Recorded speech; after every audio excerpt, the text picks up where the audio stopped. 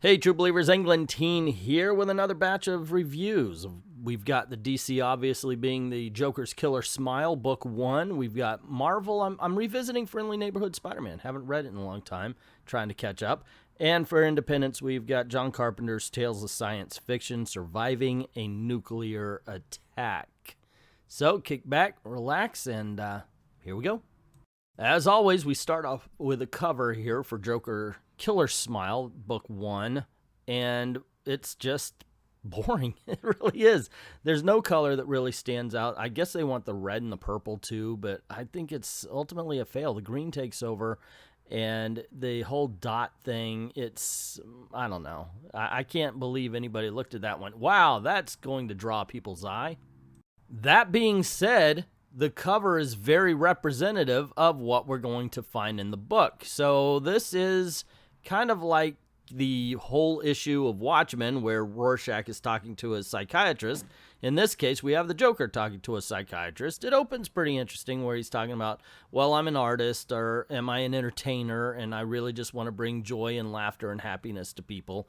And it shows him releasing a gas, but there's always a critic, and you see Batman hit him and everything. And that's basically what's going on here. And we even see the home life where the guy's trying to reconcile his job and his home life. How can he have this happy family when there are people out there like the Joker who are crazy, and there's these crazy moments in the world that you just have no control when you're basically Joe Normal. And that's kind of what's going on. Like I said, we've read this before many, many times, but this is almost an exact copy of the Rorschach psychiatrist book of Watchmen. Now, granted, I loved that book. I did. That was one of my favorite issues of the Watchmen. So I'm not saying anything bad about that. I am saying something bad about this book. It is dull, guys. It really is. There's nothing dynamic about the art. There's nothing dynamic about the coloring. There's nothing dynamic about the page layouts. There's nothing dynamic about the story. It's a rehash. The entire thing feels like one big rehash. It's almost like, what's that, Deadpool? Maximum effort. Instead, they're yelling, zero effort. I mean, come on. You put out a Joker book when it's like the #1 movie in the country, it's going to sell, right? Sure. So why do we have to put a lot of effort? Look, you know what? The art works. It's fine. I can tell that a building is a building, a car is a car, and a person is a person. Everything in here is just fine. And by the way, there is a Rorschach on that wall right now. I am telling you, this is a copy in every way, shape, or form. We've seen this before. Okay, the psychiatrist isn't a black guy. He's not a fat black guy. If he was a fat black guy, you could go, oh my gosh, this is exactly it. You're right. But no, they managed to be a little bit more original by having him, the psychiatrist, not be a fat black guy. Overall, sure, this is book 1. Let's see where it goes. Maybe it gets better. It might be one of those things that's just better to read as a trade, a slow burn. But unfortunately, if you're going to put it out one issue at a time, we can only review it one issue at a time. And this one issue is boring. John Carpenter's Tales of Science Fiction is next up, and I love this cover. Seriously, look at that. It's almost like a 1950s pamphlet. It should be like, duck and cover, that kind of thing. And I think that's what they're going for here. It really works. I like the coloring, the whole 9 yards. Once again, I don't know how well it would stand out. It stood out to me, and I haven't read a lot of this book, but damn, it made me want to pick out and read what's going on. So the series is created by John Carpenter, but this is by Joe Harris and Kat Stagg. So I've got to tell you something, man. I dug this. It seems weird because I think I've been overpraising independent comic books, and granted, this is where you get books and stories that are a little bit off the beaten path. They're not the superhero stories. In this case, you have some people living under a bunker and in a bunker, and then something happens, and then it goes on, and you have these guys out hunting, and one of them picks up a radio signal about, the bomb's going to drop, the whole 9 yards. And it just, it's weird. Okay. I mean, at first I thought, okay, well, it's going to be a surviving the apocalypse kind of story, but I don't know. I think it's a ghost story. And let me tell you something. This isn't bad. I know that sounds weird. Wait a second. You read it and you don't know what kind of story it is? Yes, that's what I'm telling you. I think that something happened in the past, and maybe it blasted things back to the Stone Age. I have no idea. But, and now what they're seeing, because they do go into the bunker and they see all the dead people, and they're like, oh my gosh, you know, because you would be like that. One of them gets injured and they got to get out of the bunker, but the bunker's locked down. So is there actually a nuclear attack going on outside, or did the bunker react to something that happened in the past? This is a very intriguing story. This could be considered a slow burn, and if you read it and you thought that, I could understand, because this takes time out to set up the world. It takes time out to set up the characters, and thankfully all of it is interesting. If they weren't interesting characters, if it wasn't a great setup, if it wasn't a good mystery, what's going on here?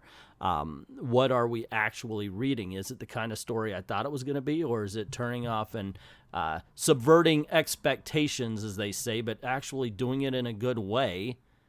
You know, there's all these questions going on, and I think it does it properly, because instead of pushing away like something like Star Wars Last Jedi did, it kind of pulls you in, making you want to find out more and more as you go.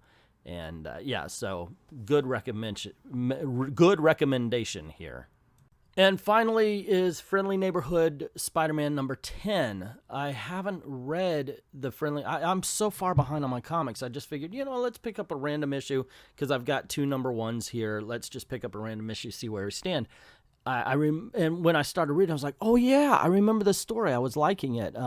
First of all, the covers. I love the dynamic art. I like the color. This is really a great poster if you knew what was going on. Seriously, check it out. That's really nice. I like that.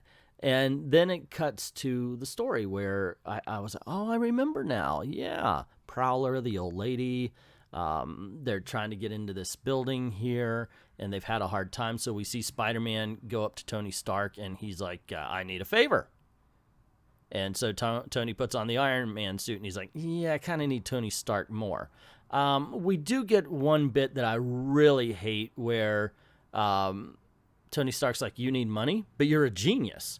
And he's like, well, I don't value money because I'm a dumbass.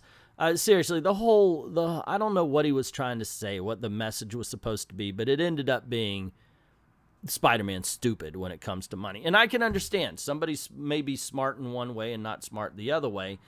But if he would have just said, yeah, I'm not really good with money. I can make it, but I can't have it.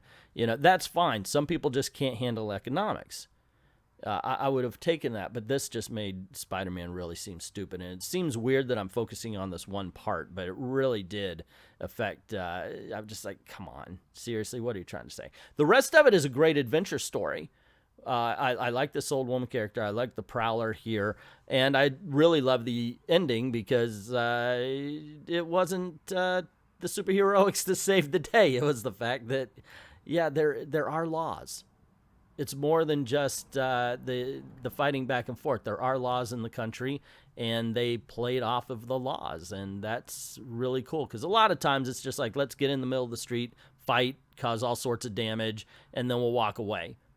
And nobody, you know, oh my gosh, Captain Marvel destroyed the Washington Monument, but hey, she saved the world this time, so she's okay. Yeah, you know, that's not how things really work in the real world. And I thought that in this superhero story, which is fun and exciting, and I do recommend Friendly Neighborhood Spider-Man. Up to this point, I'm on number 10. I think they're on number 15, so I don't know what happened in the succeeding 5 issues. But up to this point, it's a lot of fun, and it's great to see a superhero story solved by with a real-world solution. Anyway, gang, there you go. Those are the reviews for this time around. I'm going to try to have more of these out. I'm trying to get caught up with my reading, plus I'm going to be definitely hitting those commission videos and such. But what did you think? Have you read these books? Let me know what you think. I have to say, the big winner is John Carpenter, then Friendly Neighborhood Spider-Man, then the Joker. I just didn't care for that book. I'm willing to go one more. I'm willing to see if it gets better, but no. Anyway, let me know what you think in the comments below. Don't forget to click like, share, subscribe, and hit that notification bell if you haven't done that already. That's what YouTube really pays attention to, okay? And help out with the algorithm, comment, the whole 9 yards. And if you don't mind helping out the channel, in the link in the description below, there's links to Patreon and Ko-Fi. Just go on over, drop $1 in the till, and there's a tip jar, or you could commission a video if you are a monthly on Patreon, or you could go over to Ko-Fi and commission a video there. Just tell me what topic, what subject, and we'll get that video out to you ASAP. I'd like to thank everybody who's already done that, and to everyone, all of the true believers, thank you very, very much for watching.